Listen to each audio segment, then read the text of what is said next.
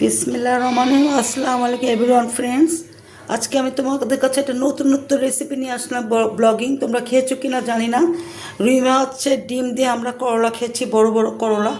আজকে নিয়েছি আমি শিং মাছের ডিম। এখন তো বৈশাখ জ্যৈষ্ঠ আষাঢ় শ্রাবণ মাছের ডিম ভরা পাবে। তারপরে এখানে নিয়েছি আমি বগুড়ার একটা আলু কুচি করে বেশ করে কাঁচামরিচ ছেড়ে নিয়েছি, কোয়ার্টার টিস্পুন হলুদের গুঁড়ো, কোয়ার্টার জিরের গুঁড়ো, 1 টিস্পুন রসুন পেস্ট, 3টা পেঁয়াজ কুচি করে নিয়েছি। এখানে করলা নিয়েছি 4টা।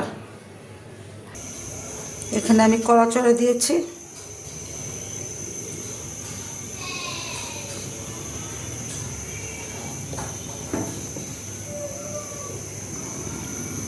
এখানে আমি পেঁয়াজ আর রসুন পেস্টটা দিয়ে দিলাম।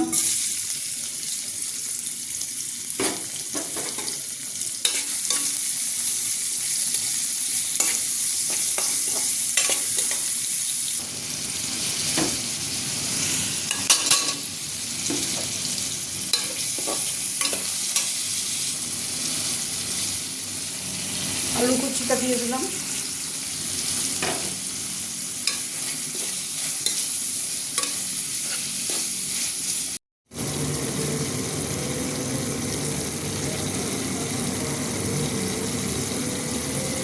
এখন ডিমটা দিয়ে দিলাম।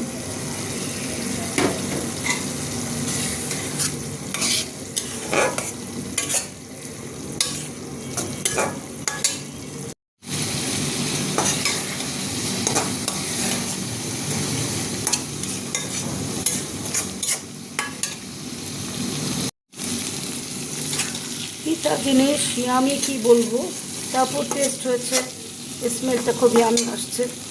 এখানে কাঁচামরিচ চিড়ে রেখেছিলাম, দিয়ে দিলাম।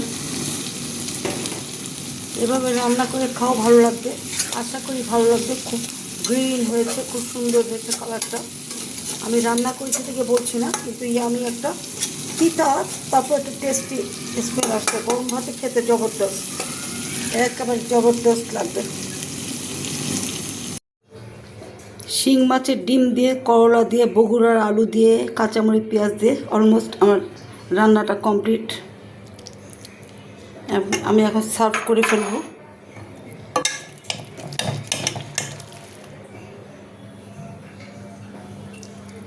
এটা আমার ফ্রেন্ড আছে পাশে, নাজমা, ওকে দিব।